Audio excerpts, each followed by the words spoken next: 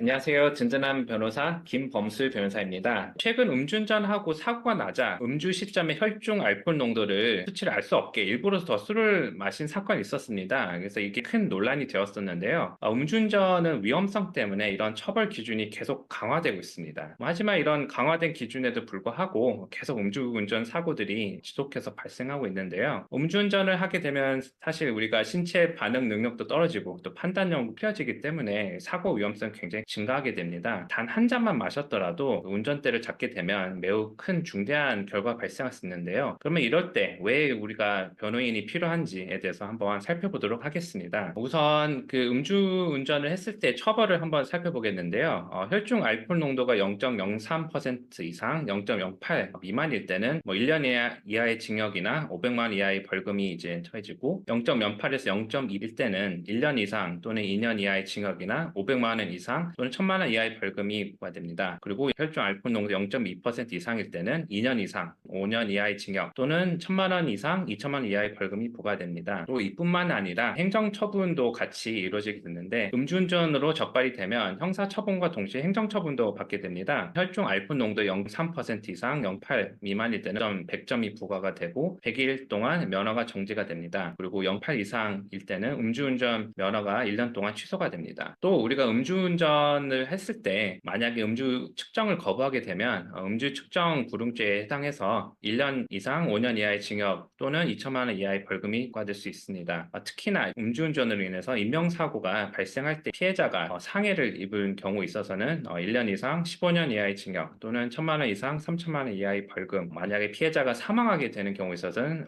무기 또는 3년 이상의 징역형이 선고될 수가 있습니다. 그러면 우리가 언제 또 변호인이 필요한지 살펴봐야 될 것 같은데요. 우선 인적 물적 피해가 발생한 상태에서는 먼저 피해자하고 합의하고 피해를 회복하는 것이 매우 중요합니다. 하지만 이때 혼자서 합의를 진행하게 되다 보면 피해 의도치 않게 또 피해자한테 2차 피해를 끼칠 수가 있고 혈중 알코올 농도 수치가 매우 높은 경우나 인명피해 후 도주를 했다든지 아니면 현재 집행유예 기간 중인 경우나 만약 누범인 경우에 있어서는 제대로 대응하지 않으면 구속될 가능성도 있습니다. 따라서 이런 경우에 있어서는 변호인의 조력을 받으면서 사건을 진행할 필요가 있습니다. 음주운전은 절대 해서는 안 되는 행동입니다. 하지만 만약에 한순간의 실수로 음주운전을 하게 되었다면 또 변호인의 도움을 받아서 대응하는 것이 매우 중요합니다. 우리가 음주운전 한 사람뿐만 아니라 음주운전 차량에 동승을 했을 때 있어서도 처벌을 받을 수 있다는 점을 우리가 알아야 되는데요. 이럴 때 있어서 음주운전을 방조한 것으로도 될 수 있기 때문에 여기에 대해서도 적절하게 잘 대응을 할 필요가 있습니다. 따라서 초동 수사 단계에서부터 변호인의 도움을 받아서 상황에 맞게 대응을